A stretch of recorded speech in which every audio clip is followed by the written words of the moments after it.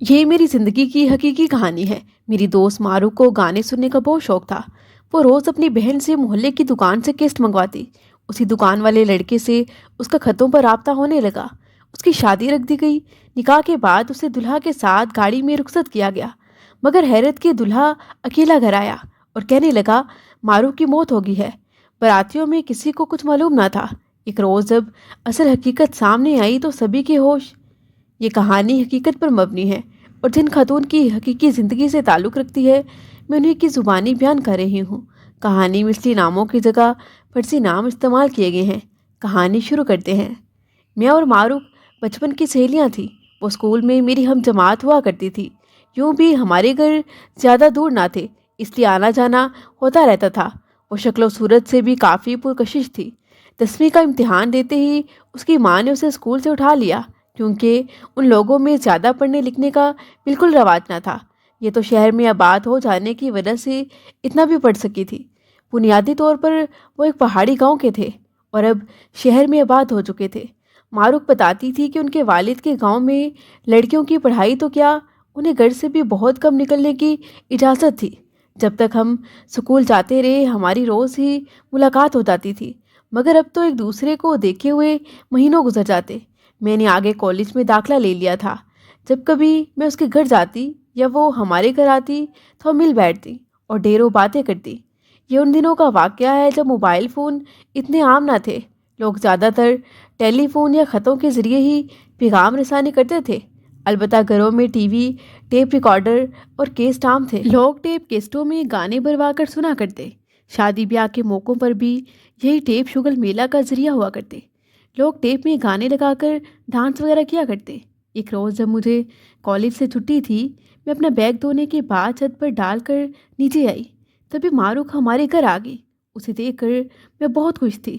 आज हमारी काफ़ी अर्सा बाद मुलाकात हुई थी। मैंने उसकी खातिर तवाज़ा की। बातों के दौरान जब मैंने उससे उसकी रूटीन पूछी तो वो कहने लगी, मैंने जब से स्कूल छोड़ा था घर में दिल बिल्कुल नहीं लगता था। मैं तो घर में कैद होकर रह गई थी। फिर कहने लगी, कितने हसीन थे ना वो दिन जब हम क्लास फेलोज़ इतना मज़ा करते थे। स्कूल छोड़ने के बाद तो बस मैं उन दिनों को याद करती रहती हूँ। ख़ास तौर पर तुम बहुत याद आती थी। कोई सहेली बात करने वाली नहीं रही। सच में मैं तो घर में बोर होकर रह जाती थी। मैंने सोचा क्यों ना वक्त गुजारी के लिए कोई और शुगल मेला अपनाया जाए। तभी मैंने अपने अब्बू से टेप लाने की फरमाइश की। चंद रोज़ बाद उन्होंने मुझे वो ला कर दे दिया। बस अब तो मैं बहुत खुश हूँ। बोरियत भी ख़त्म हो गई है। बस सारा दिन अपनी पसंद के गाने सुनती हूँ। यूँ दिल बहला रहता है। गोया उसने अपने तौर तन्हाई का इलाज ढूंढ लिया था। यूँ वो अब फारिग वक्त में गाने सुनती। ताहम उसकी माँ बेटी के इस शौक़ से नाला थी। बाप भाई के जाने के बाद वो जल्द अज जल्द काम निपटाने के बाद टेप के पास जा बैठने की कोशिश करती। वालिदा उस पर सख्त बरहम होती। जब वो गाने लगाती तो उसकी वालिदा कहती, अरे क्यों तू गानों की इतनी शौकीन बनती जा रही है। अच्छी लड़कियों के ये त्वार नहीं होते। काम भी तुझसे ढंग से नहीं होता। जब से ये मनहूस शय घर में आई है, इस लड़की ने झाड़ू पोछा के अलावा किसी काम को हाथ लगाने की कसम खा रखी है। यूँ उसकी माँ तो उस पर बरहम रहती, मगर बाप उसे कुछ न कहता। बीवी की शिकायत करने पर भी उसी को समझाता कि ये हमारे घर में कुछ अरसे की मेहमान है। बेटियां तो पराया धन होती हैं। तुम हर वक्त उसके पीछे ना पड़ी रहा करो। देखना खुद ही ससुराल जाकर कैसे अच्छे से घर संभाल लेगी। बस तू इसे कुछ मत कहा कर। मारू की वालिदा आगे से शोर से कहती, आप ही इसे सर पर चढ़ा रहे हो। पराया धन तो है, मगर किरदारी भी तो सीखनी है। कल को ससुराल से हमें ही ताने मिलेंगे कि बेटी को कुछ सिखाया नहीं। फिर क्या आप जवाब दोगे उन्हें? बस फिर आप ही भुगतना। मैं तो कुछ ना कहूँगी। मारू के वालिद आगे से कोई जवाब न देते। हर वक्त गाने सुनने की वजह से उसकी माँ बेटी से बहुत शाकी रहने लगी, मगर उसके पास भी दिल बहलाने को कोई आसरा ना था। हमा वक्त उसकी माँ उसे कोसने देती कि इस लड़की को न जाने क्या हो गया है। मेरी तो ये एक नहीं सुनती। मारू गानों की केस्ट अपने छोटे वाले भाई से मंगवाती थी। अब माँ ने बेटे को भी मना कर दिया था कि वो मारू को केस ला कर ना दिया करे, वरना ये बर्बाद हो जाएगी। कहते हैं कि माँ का कोसना अच्छा नहीं होता, इसलिए माँओं को चाहिए कि औलाद के लिए गुस्से में भी सोच समझ कर अल्फाज का इस्तेमाल करें। कभी की घड़ी कैसी होती है ये किसी को नहीं मालूम, और कभी बद्दुआ लग भी जाती है। भाई ने उसे केस लाकर देना छोड़ दी। मारू की छोटी बहन उन दिनों 10 वर्ष की थी। वो मारूक से 8 वर्ष छोटी थी। उसने बहन का सहारा लिया और अब जब केस परवानी होती उसको भेज देती। उनके घर से कुछ फासले पर एक म्यूज़िक सेंटर था, जहाँ केस्टों की छोटी सी दुकान भी थी। अपना शौक पूरा करने के लिए मारूक अपनी बहन को कोई चीज़ खरीदने के बहाने भेज देती। वो फिर केस्ट में पुराने गानों की जगह नए गाने भी भरवा लाती। बहन को याद न रहता, इसलिए वो एक पर्चे पर गाने के एक दो पौ लिख देती थी कि जो भरवाने होते, और साथ ये भी लिख देती कि अगर ये ना हो तो भी अच्छे गाने भरिएगा। उसके बाद उधर से भी पर्चे पर लिखा हुआ जवाब आने लगा कि फ़लाँ फ़लाँ गाने नहीं भर पाया, अलबत्ता बहुत अच्छे गाने भरे हैं, उम्मीद है कि आपको पसंद आएंगे। इस पर वो मुतमईन हो जाती, क्योंकि गाने वाकई अच्छे होते। कुछ अरसा ये सिलसिला चलता रहा और वो अपना शौक़ पूरा करती रही। फिर एक रोज़ यूँ हुआ कि मारू के पास केस में नए गाने भरवाने के लिए पैसे ना थे। पहले तो वो बाप से ले लिया करती थी, लेकिन उन दिनों उसके अब्बू किसी काम के सिलसिले में अपने अबाई गाँव गए हुए थे। काफ़ी रोज़ तक जब वो गाने ना भरवा सकी तो उसने मजबूरन माँ से पैसे मांगे, मगर उन्होंने साफ इनकार कर दिया, बल्कि उसे खूब सलवातें भी सुनाई। माँ की डांट डपट सुनकर कई बार वो फैसला भी करती कि वो केस्ट नहीं मंगवाएगी, मगर उसे जैसे स्टेप से जुनून हो चुका था। सारा दिन घर पर उसका वक्त ना गुजरता तो वो इसी का सहारा लेती। अब कि उसकी माँ ने उसे काफ़ी ओल फोल बोल दिया था, यूँ वो परेशान होगी। तभी उसकी बहन रमला स्कूल से आई और बड़ी बहन को परेशान देखकर उसे कुछ न कुछ अंदाज़ा हो गया। मारूक उससे मोहब्बत करती थी। तभी उसने बहन से कहा, पाजी तुम परेशान मत हो, मैं अम्मी से चोरी आपको केस भरवा कर ला दूंगी। बताती चलूँ कि मारूक के गानों के पीछे इतना दीवाना होने की वजह यह भी थी कि कुदरत ने उसे भी बहुत अच्छी आवाज़ दी थी। स्कूल में बज़्म अदब होता, नातिया मुकाबला होता या मिली नगमा मुकाबला, मारूक हमेशा सबसे आगे होती। अपनी खूबसूरत आवाज़ की वजह से वो हमेशा अव्वल होती।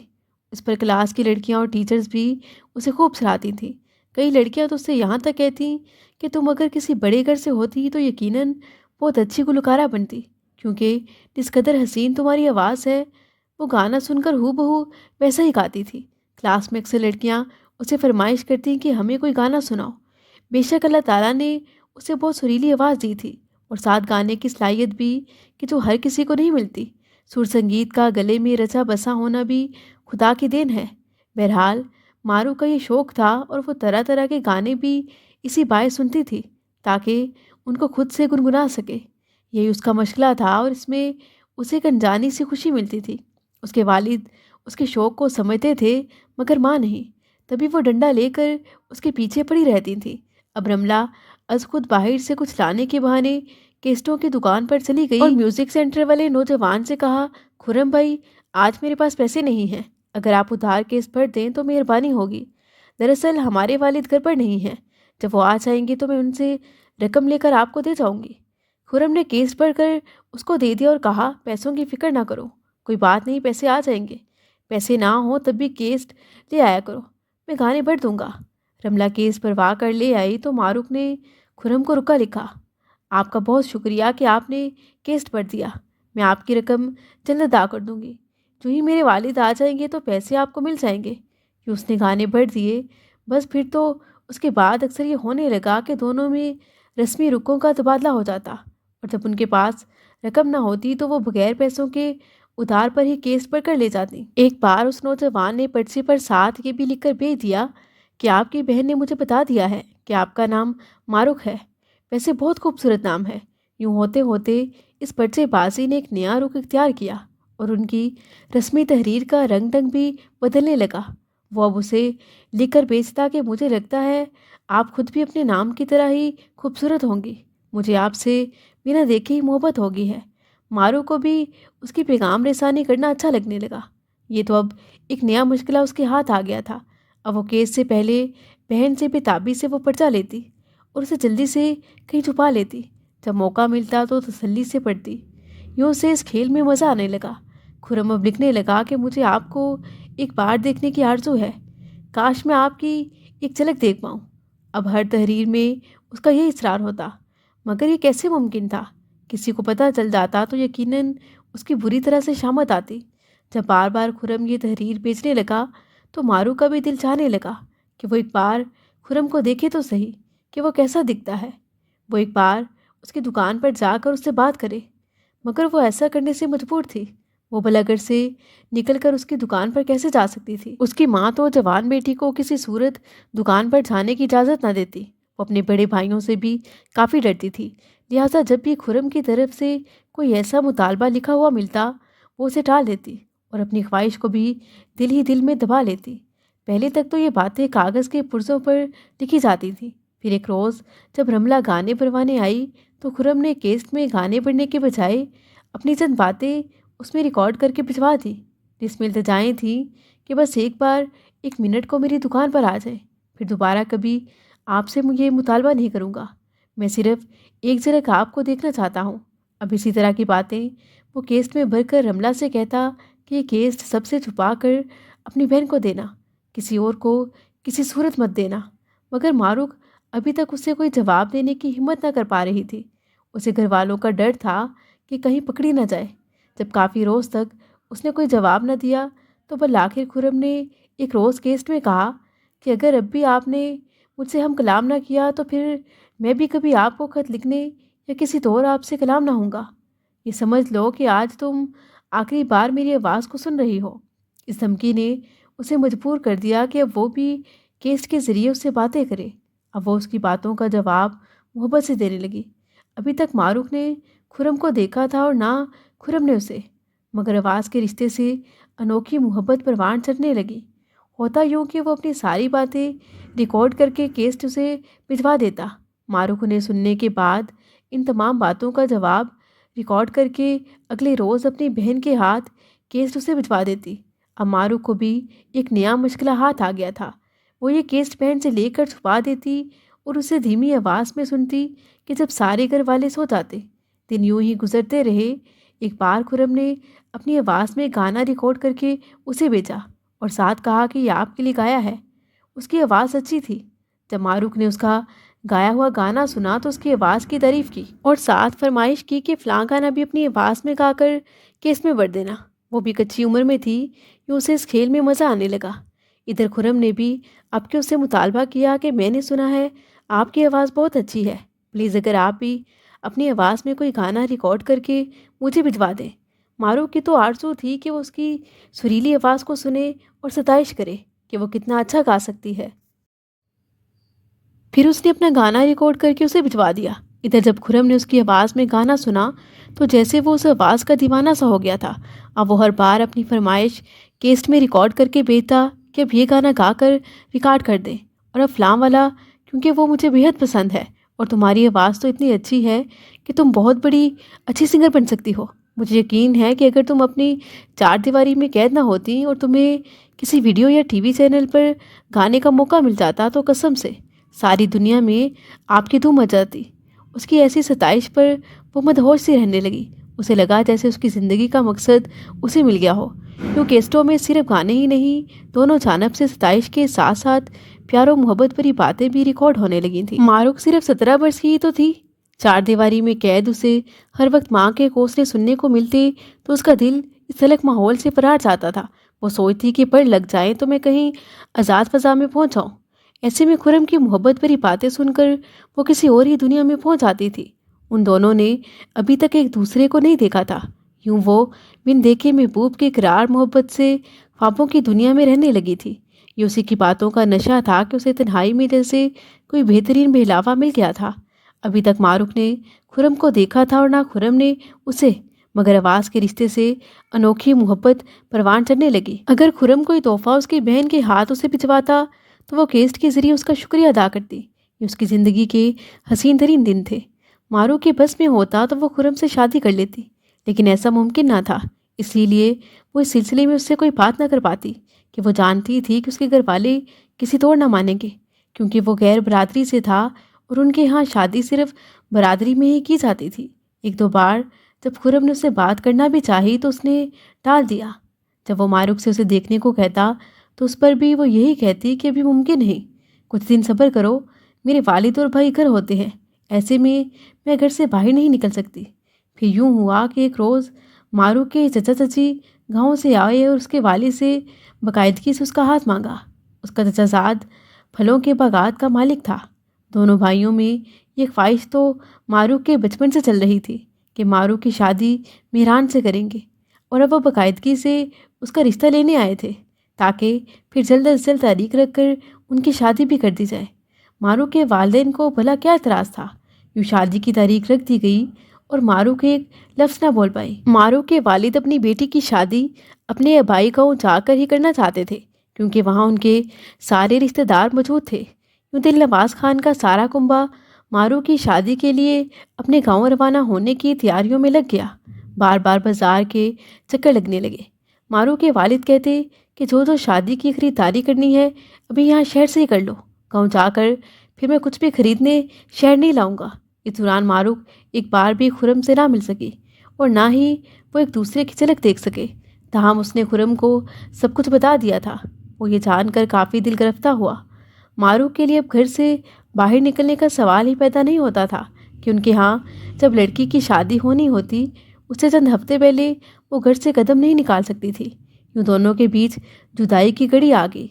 दोनों को ही इस बात का गम था कि वो एक बार भी एक दूसरे का दीदार नहीं कर सके थे। जाने से 2 रोज़ पहले उसने रोते हुए अपनी आवाज़ में आखिरी केस्ट खुरम को बेचने का सोचा, जिसमें उसने कहा था कि मुझे ये खबर ना थी कि यूँ अचानक तुमसे जुदा हो जाऊंगी, लेकिन ना तो तुमसे मिलना मेरे बस में है और ना मौत को गले लगाना। बेहतर होगा तो मुझे भुलाने की कोशिश करना। इसके अलावा उसने और कुछ ऐसी बातें कही कि जो कमसल लड़कियां मोहब्बत भरे जज्बात के साथ महबूब से बिछड़ते वक्त सोचती हैं। शाम को उसने अपनी और खुरम की आवाज़ों में भरी हुई केस्टों को एक रुमाल में बांधा और अपने बेड के नीचे छुपा दिया और मौका का इंतज़ार करने लगी कि किसी तरह रमला को ये केस्टें देकर उन्हें खुरम को लौटा दे, इस आखिरी पैगाम के साथ कि वो लोग गाँव जा रहे हैं, उसकी शादी हो रही है और अब वो एक झलक देखना तो कुछ कभी एक दूसरे की आवाज़ भी ना सुन सकेंगे। लिहाजा खुरम इन केस्टों को खुद अपने हाथों से तलब कर दे। खुदा की करनी कि उसी शाम को उसके चचा और मंगेतर उनके घर आ गए कि जो शहर में शादी के लिए कुछ सामान लेने आए थे। तभी उसके चचा ने बेटे को मशवरा दिया कि क्यों ना वो मारू के घर वालों को अपनी गाड़ी में ही साथ गाँव ले जाए, क्योंकि अगले रोज़ उन्होंने बस के ज़रिए गाँव रवाना होना था। अब मारू को मौका न मिल पाया कि वो किस तरह खुरम तक अपना पैगाम और केस्टें पहुँचाए। तमाम रात वो खुरम को याद करके रोती रही। उसकी आंखें सुर्ख हो रही थीं। उसने सोचा ना था कि उसके घर वाले इस कदर जल्दी में उसका रिश्ता तय करके शादी भी रख देंगे। उसे खुरम की एक झलक देखे बिना जाने का बहुत गम था। उसे अपने मंगेतर से कोई लगाव न था। खुदा की करनी की अगली सुबह उसके मंगेतर मेहरान खान ने मारू के भाई से वो कहने लगा, क्यों ना हम शादी के लिए गानों की कुछ केस्टें यहाँ से परवा लें। मारू का भाई कहने लगा, ठीक है, बल्कि यहाँ हमारे घर से ज़्यादा दूर नहीं एक दुकान है जहाँ केस्टें भरी जाती हैं, मैं वहाँ से शादी के लिए गाने रिकॉर्ड करवा लेता हूँ। ये कहकर वो बैठक से घर आया और माँ से पूछा कि कुछ केस्टें हैं तो दे दें, मैंने गाने बनवाने हैं। उसे मालूम था कि टेप के साथ घर में केस्टें भी थी। माँ ने कहा, अच्छा मैं देखती हूँ। इत्फाक से उसी वक्त नौकरानी भी वहाँ मौजूद थी। कुछ देर बाद वो मारू के चप्पल उठाने उसके कमरे में गई। चप्पल निकालते वक्त उसकी नज़र नीचे पड़ी केस्टों पर पड़ी। उसने तो सुना कि शेवार माँ से केस्ट मांग रहा है। उसने रुमाल में बंधे वो केस्ट शेवार को दे दिए। ये रुमाल जैसे बंधा हुआ था वैसे ही शेवार ने बाहर जाकर होने वाले बहनोई को दे दिया और कहने लगा कि मुझे कुछ काम है, अब्बू बुला रहे हैं, आप इनमें से कोई केस निकाल कर अच्छे से गाने भरवा लें। मगर बाद में मेहरान को उनमें गाने भरवाने का वक्त ही ना मिला। वो लोग गांव आ गए। उसने सोचा कि उन्हीं केस्टों को चेक कर लूँगा कि उनमें कैसे गाने भरे हुए हैं, क्या खबर अच्छे हों और उन्हीं से काम चल जाए। शादी में एक रोज़ बाकी रह गया। ये सुबह का वक्त था और कल उसकी बारात थी। उसने सोचा कि केस चेक कर लूँ कि कैसे गाने हैं, क्योंकि थोड़ी देर में उसे कुछ सामान के सिलसिले में शहर जाना था। इसलिए सोचा कि अगर अच्छे गाने ना हुए तो आते हुए शहर से भरवाते हुए आऊँगा। उसने जो ही एक केस टेप रिकॉर्डर पर लगाकर बटन ऑन किया, उसका सर घूमने लगा। उसकी होने वाली दुल्हन की प्यार भरी बातें किसी और के लिए केस में भरी हुई थी। किसी और शख्स से मिलने की खातिर बेकरारियाँ उसमें कैद थी। पहले उसका दिल चाहा कि सबको सुना दे, क्या मारू का कत्ल ही कर दे कि दोस्त के साथ रिश्ता जुड़े हुए होने के बावजूद किसी और से मोहब्बत की पींगे उड़ा रही थी। مگر پھر اپنے غصے کو روکنے کے لیے وہ گھر سے نکل گیا۔ وہ رات اس نے کیسے گزاری اس کا دل ہی جانتا تھا۔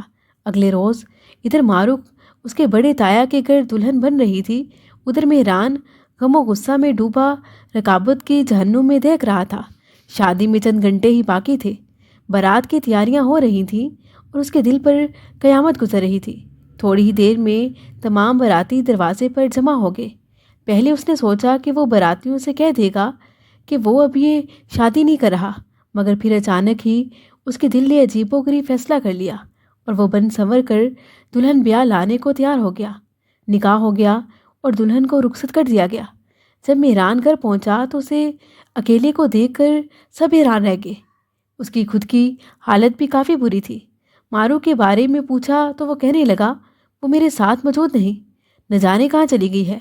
یہ سن کر وہاں موجود سبھی کے ہوش اڑ گئے کہ وہ کیا بولے جا رہا تھا۔ دراصل ہوا یوں کہ رخصتی سے پہلے مہران نے مارو کے بھائی شہوار خان سے کہا کہ میری یہ خواہش ہے کہ دلہن کو رخصت کرنے دلہن کے بھائی، خاص طور پر بڑا بھائی بھی ہماری گاڑی میں بیٹھ کر ساتھ چلے۔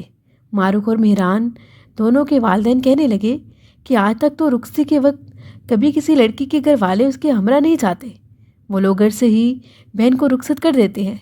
تاہم بات مان لی گئی۔ اب مہران مارو کے بھائی سے کہنے لگا کہ ہم سب سے پیچھے چلیں گے، یہ بھی دلہا کی فرمائش تھی۔ شہوار کہنے لگا، ٹھیک ہے، جیسے آپ کی مرضی۔